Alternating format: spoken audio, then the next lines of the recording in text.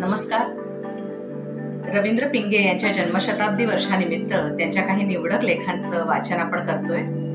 आज आम्ही निवडलेला संग्रह आहे सुखाचे पदर आणि लेखाचं शीर्षक आहे ज्याचं त्याचं नंदनवन. जे प्रत्यक्षात प्राप्त झालेलं असतं ते कधीही नंदनवन नसतं.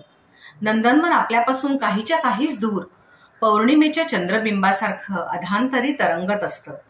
ते आपल्याला खुणावतं, मात्र त्या नंदनवनाकडे जाणारा रस्ता कुठेच दिसत नाही. आपण नि दूरवर लुकलुकणारं ते नंदनवन यांच्यामध्ये एक अथांग पोकळी असते.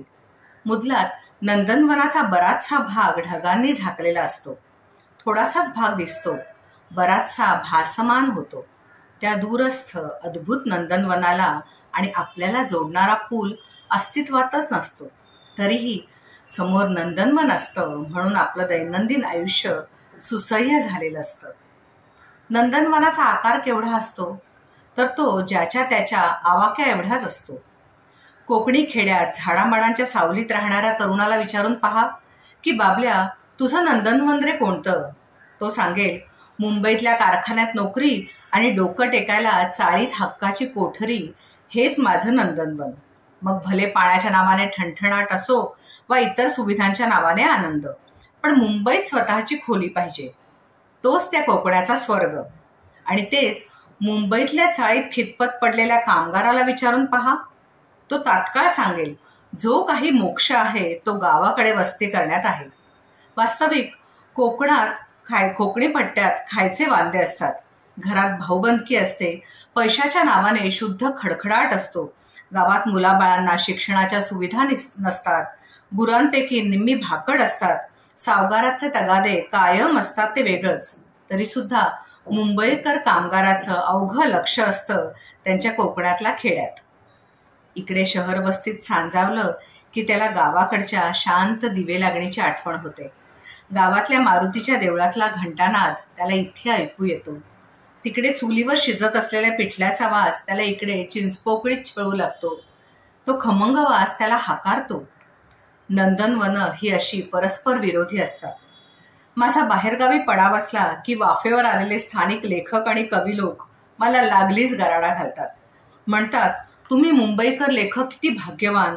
विचारलं असं का म्हणतोस बाबा तर उत्तरतात मुंबईत तुम्हाला प्रसिद्धीची साधनं कशी हाताजवळ रचवून ठेवल्यासारखी असतात. रेडिओ आहे, टेलिव्हिजन आहे, सिनेमावाले आहेत, नाटकवाले आहेत, प्रकाशक आहेत, वाङ्मयीन अड्डे आहेत, जाहिरात कंपन्या आहेत, दूरवर पोचणारी प्रचंड खपाची दैनिकं आहेत. मुंबईत काय म्हणाल ते आहे. त्यामुळे मुंबईत लेखक होणं किती सोपं आहे. आणि पैसे मिळवण्याचे मार्ग तरी मुंबईत किती भेटतात. मुंबई म्हणजे साक्षात कल्पवृक्ष. हेच मला विचाराल तर माझं स्वप्न अगदीच वेगळं आहे. मला पैशांचा खणखणाट नको आणि सभा संमेलनातले हार तुरेही नकोत. दूरदर्शन हे आजकाल कटकट वाटते. मला हवं आहे चित्ताचं शांतपण आणि जगण्यातलं स्पर्धा शून्य निरागसपण. मुंबईतल्या जगण्यात आपोआपच ओळखी वाढतात. त्या वाढल्या की ओळखीची माणसं तुमच्या बहुमोल वेळावर क्रूर आक्रमण करतात. अशांना धड दूरही लोटता येत नाही. तुम्ही कात्रीत सापडता. मग फक्त एकच दिशा शिल्लक उरते, ती म्हणजे आपणच आपली वळकटी मुंबई बाहेर हलवणं.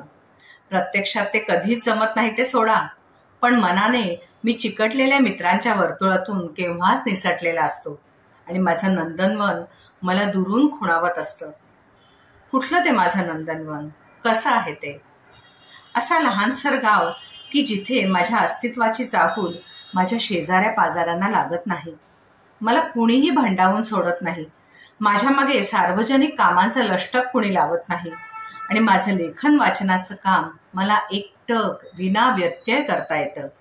असं निवांत गाव हेच माझं नंदनवन. बिलीमोरा हे असं मुंबईच्या जवळ रेल्वे फाट्यावर वसलेलं एक छोटेखाने गाव गुजरातच्या हद्दीजवळ आहे. तिथली सर्वात नामी गोष्ट म्हणजे तिथल्या गावकऱ्यांच्या मी मुळी हिशोबातच नाही. बिलीमोरा कमालीचा शांत आहे. गावात झाड झाडोरा मुबलक आहे. पाणी विपुल आहे. चिकूच्या पेरूच्या बागा आहेत. दूरवर सागर किनारा आहे. गृहस्थांना राहायला जागा मिळतात आणि कामासाठी नोकर मिळतात. मुख्य म्हणजे सात्विक अन्न देणाऱ्या गुजराती खानावळी गावात आहेत. लेखक माणसाला आणखी आणखी ते काय हवं. पण मजा अशी की ह्या नंदनवनापर्यंत 70 ओलांडली तरी मी अजून पोहोचलेलो नाही.